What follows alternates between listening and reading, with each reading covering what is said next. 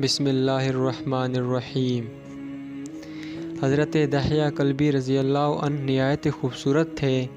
تفسیر نگار لکھتے ہیں کہ آپ کا حسن اس قدر تھا کہ عرب کی عورتیں دروازوں کے پیچھے کھڑے ہو کر یعنی چھپ کر حضرت دحیہ کلبی رضی اللہ عنہ کو دیکھا کرتی تھی، لیکن اس وقت آپ مسلمان نہیں ہوئے تھے۔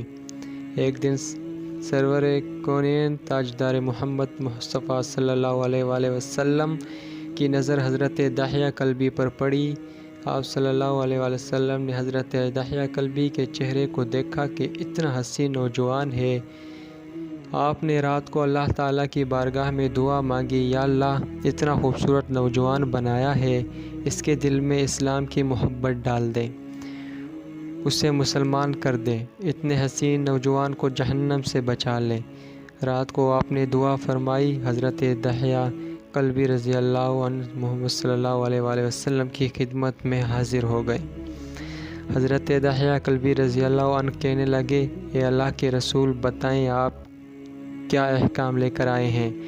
آپ صلی اللہ علیہ وآلہ وسلم نے فرمایا، میں اللہ کا رسول ہوں اور اللہ واحد ہے، اس کا کوئی شریک نہیں۔ پھر توحید و رسالت کے بارے میں حضرت دحیہ کلبی کو بتایا۔ حضرت دحیہ نے کہا، اللہ کے نبی، میں مسلمان تو ہو جاؤں گا، لیکن ایک بات کا ہر وقت ڈر لگا رہتا ہے کہ ایک گناہ میں نے ایسا کیا ہے کہ آپ کا اللہ مجھے کبھی معاف نہیں کرے گا۔ آپ صلی اللہ علیہ وآلہ وسلم نے فرمایا، اے دحیہ، بتا تو نے کیسا گناہ کیا ہے؟ حضرت دحیہ کلبی نے کہا، یا رسول اللہ، میں اپنے قبیلے کا سربراہ ہوں اور ہمارے ہاں بیٹیوں کو پیدائش پر انہیں زندہ دفن کیا جاتا ہے۔ میں کیونکہ قبیلے کا سردار ہوں، اس لیے میں نے 70 گھروں کی بیٹیوں کو زندہ دفن کیا ہے۔ آپ کا رب مجھے کبھی معاف نہیں کرے گا۔ اسی وقت حضرت جبرائیل امین علیہ السلام حاضر ہوئے۔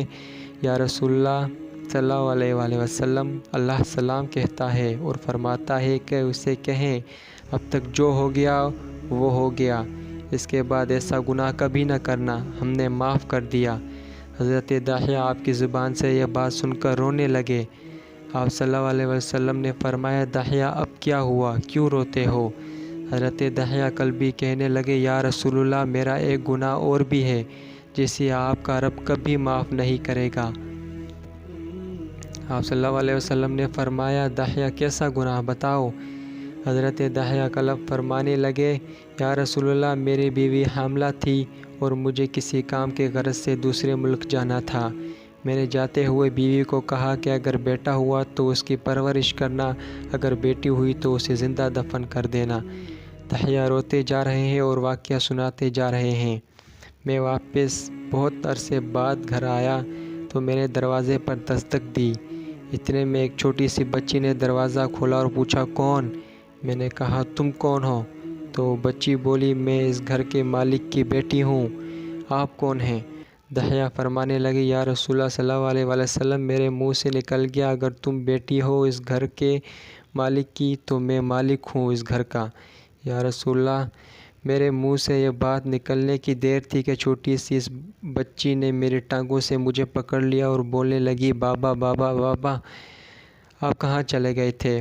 بابا، میں کس دن سے آپ کا انتظار کر رہی ہوں۔ حضرت دحیہ کلبی روتے جا رہے ہیں اور فرماتے ہیں، اے اللہ کے نبی، میں نے بیٹی کو دھکا دیا اور جا کر بیوی سے پوچھا، یہ بچی کون ہے؟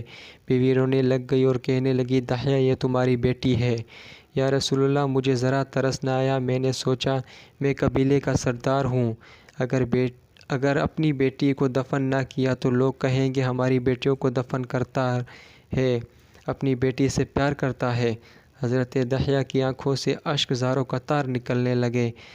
یا رسول اللہ، وہ بچی بہت خوبصورت تھی، بہت حسین تھی، میرا دل کر رہا تھا اسے سینے سے لگا لوں۔ پھر سوچتا تھا کہیں لوگ بعد میں یہ باتیں نہ کہیں کہ اپنی بیٹی کی باری آئی تو اسے زندہ دفن کیوں نہیں کیا۔ میں گھر سے بیٹی کو تیار کروا کے نکلا تو بیوی نے میرے پاؤں پکڑ لیے۔ دحیہ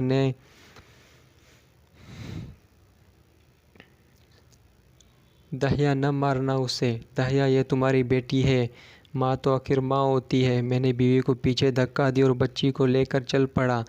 راستے میں میری بیٹی نے کہا، بابا، مجھے نانی کے گھر لے کر جا رہے ہو؟ بابا، کیا مجھے کھلونے لے کر دینے جا رہے ہو؟ بابا ہم کہاں جا رہے ہیں؟ داہیہ کلبی روتے جا رہے ہیں اور واقعہ سناتے جا رہے ہیں۔ یا رسول اللہ، میں بچی کے سوالوں کا جواب نہیں دیتا تھا، وہ پوچھتی جا رہی ہے بابا کدھر چلے گئے تھے؟ کبھی میرا منہ چومتی ہے، کبھی بازو، گردن، لیکن میں کچھ نہیں بولتا۔ ایک مقام پر جا کر میں نے اسے بٹھا دیا اور خود اس کی قبر کھودنے لگ گیا۔ آقا کریم صلی اللہ علیہ وآلہ وسلم داہیہ کی زبان سے واقعہ سنتے جا رہے ہیں اور روتے جا رہے ہیں۔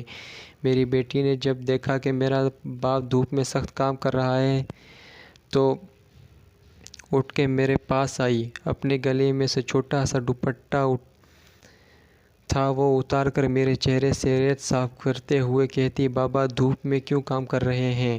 چھاؤں میں آ جائیں۔ بابا یہ کیوں کھود رہے ہیں اس جگہ؟ بابا گرمی ہے، چھاؤں میں آ جائیں۔ اور ساتھ ساتھ میرا پسینہ اور مٹی صاف کرتی جا رہی ہے، لیکن مجھے ترس نہ آیا۔ آخر جب قبر کھود لی تو میری بیٹی پاس آئی، میں نے دھکا دے دیا، وہ قبر میں گر گئی اور میں ریت ڈالنے لگ گیا۔ بچی ریت میں سے روتی ہوئی اپنے چھوٹے چھوٹے ہاتھ میرے سامنے جوڑ کر کہنے لگی، بابا میں نہیں لیتی کھلونے، بابا میں نہیں جاتی نانی کے گھر، بابا میری شکل پسند نہیں آئی تو میں کبھی نہیں آتی آپ کے سامنے، بابا مجھے ایسے نہ ماریں۔ یا رسول اللہ صلی اللہ علیہ وآلہ وسلم، میں ریت ڈالتا گیا، مجھے اس کی باتیں سن کر بھی ترس نہ آیا۔ میری بیٹی پر جب مٹی مکمل ہو گئی اور اس کا سر رہ گیا تو میری بیٹی نے میری طرف سے توجہ ختم کی اور بولی، اے میرے مالک، میں نے سنا ہے تیرا ایک نبی آئے گا جو بیٹیوں کی عزت دے گا، جو بیٹیوں کو عزت بچائے گا، اے اللہ وہ نبی بھیج دے، بیٹیاں مر رہی ہیں۔ پھر میں نے اسے ریت میں دفنا دیا۔ حضرت داہیہ کلبی رضی اللہ عنہ واقعہ سناتے ہوئے بے انتہا روئے۔ یہ واقعہ جب بتا دیا تو دیکھا آپ صلی اللہ علیہ وآلہ وسلم اتنا روئے کہ آپ کی داڑھی مبارک آنسوں سے گیلی ہو گئی۔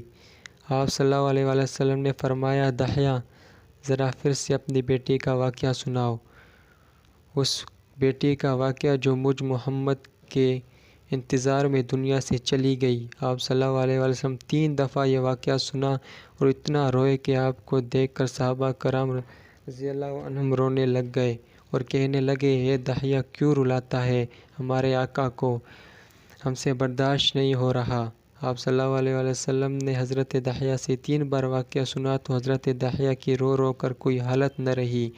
اتنے میں حضرت جبرائیل علیہ السلام حاضر ہوئے اور فرمایا، یا رسول اللہ صلی اللہ علیہ وآلہ وسلم، اللہ سلام کہتا ہے اور فرماتا ہے کہ اے محبوب صلی اللہ علیہ وآلہ وسلم، داہیہ کو کہہ دیں وہ اس وقت تھا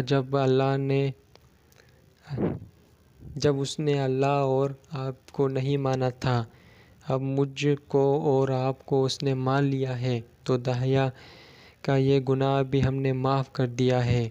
اس کے بعد حضرت آپ صلی اللہ علیہ وآلہ وسلم نے فرمایا، جس نے 2 بیٹیوں کی کفالت کی، انہیں بڑا کیا، ان کے فرائض ادا کیے، وہ قیامت کے دن میرے ساتھ اس طرح ہوگا جس طرح شہادت کی اور 7 والی انگلی آپس میں ہیں۔